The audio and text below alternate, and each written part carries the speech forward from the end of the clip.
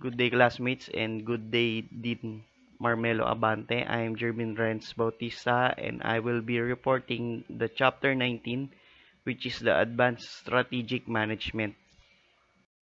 So the first one is the institutionalist perspective. What is institutionalist perspective?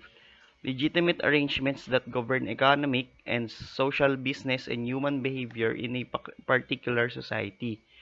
The institutional, critical, and postmodern focus on understanding organizations. Institutional theory. It is a theory on the deeper and more resilient aspects of social structure. It is considers the process by which structures, including schemes, rules, norms, and routines, become established as authoritative guideline for social behavior. Different components of institutional theory explain how these elements are created, diffused, adopted, and adapted over space and time, and how they fall into decline and disuse.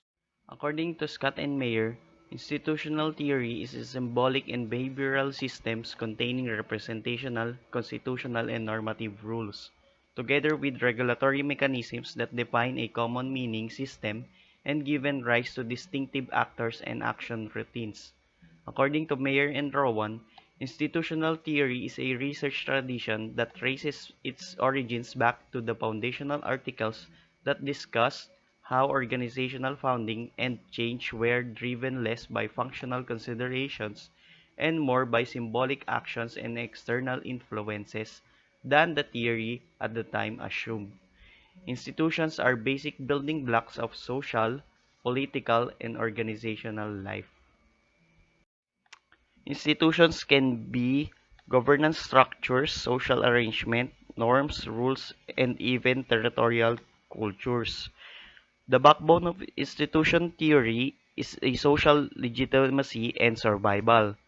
Social legitimacy plays a great part of this theory and how organizations and people wanting to fit in the box stamped on the top with the word legitimate. Organizational isomorphism. So what is isomorphism? It is a similarity of form, shape, and structure. For example, a one academic institution composition may be the same with the compositions of the other schools. It can be with the same with the administrative compositions, courses or subjects, or even facilities. Organizational isomorphism has three types, which is coercive, mimetic, and normative.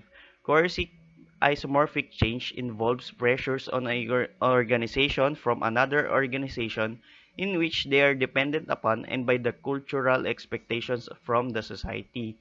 Mimetic isomorphism is a organization theory refers to the tendency of an organization to imitate another organization's structure because of that belief that the structure of the latter organization is more beneficial. This behavior happens primarily when an organization's goals or means of achieving these goals is unclear. Last, normative isomorphism is in contrast to mimetic isomorphism, where uncertainty encourages imitation, and similar to coercive isomorphism, where organizations are forced to change by external forces. Military strategy perspective. Military strategy and tactics are essentials to the conduct of warfare. Broadly stated, strategy is a planning, coordination, and general direction of military operations to meet overall political and military objectives. Tactics implement strategy by short-term decisions on the movement of troops and employment of resources on the field. Karl von Clausewitz put it in another way. Tactics is the art of using troops in battle. Strategy is the art of using battles to win the war. Strategy and tactics, however, have been viewed differently in almost every era of history. The simple math of military strategy is equals to military objectives plus military strategic concepts plus military resources. Military strategy as a discipline. Strategic art are those who can competently integrate and combine three roles performed by a complete strategist.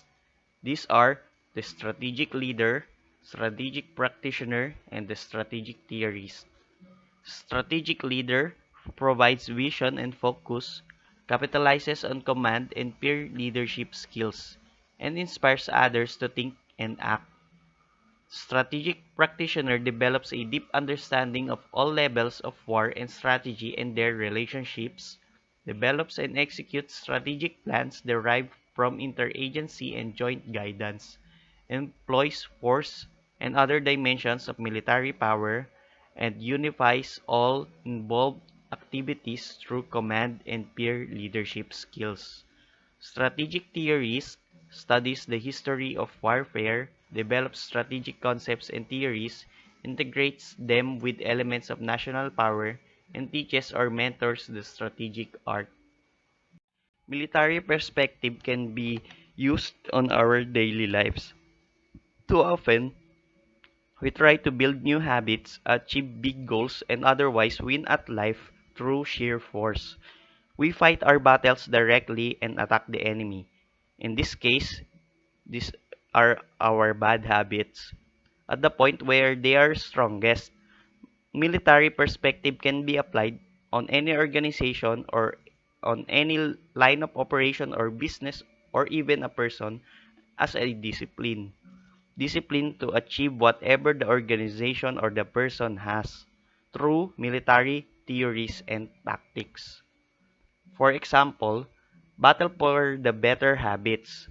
We try to follow a strict diet while we are out to dinner with friends. We try to write a book in a noisy environment. We try to eat healthy in a house filled with sweets and sugar. We try to do our homework with the television on, or even we try to concentrate while using a smartphone filled with social media apps, games, and other distractions. Next is the spatial perspective. What is spatial perspective? It is a way of identifying, explaining, and predicting the human and physical patterns in space and the interconnectedness of various spaces. It is relating to, occupying, or having the character of space. It is of relating to or involved in the perception of relationships as to objects in space. This is basically the spatial ability of a person to visualize beforehand or to interpret the perception and relationships of objects or entities in the space. Spatial perspective are generally or usually used in geography. There are two ways, which is the absolute location and the relative location. Absolute location is a place, absolute location, its exact place on the earth, often given the terms of latitude and longitude. For example, the Empire State Building is located at 40.7 degrees north latitude and 74 degrees west longitude. Relative location refers to the position of a place or entity based on its location with respect to other locations. It is described as to where something else by using another familiar feature or even the community as a reference point. Spatial perspective on strategy. On business, it is applied as to where the construction of the business location or where it will be raised. Real estate agents use this perspective for sending their clients details of the houses that is best fit for them to buy, or even choosing where to go on holiday or which school to send your kids. On militaristic activities, geography plays a big role and thus to involve the spatial perspective on what strategy or step to do next. Mintzberg's Five P's of Strategy. Mintzberg first wrote about the Five P's of Strategy in 1987. Each of the Five P's is a different approach to strategy. They are plan, ploy, pattern, position, perspective. Plan.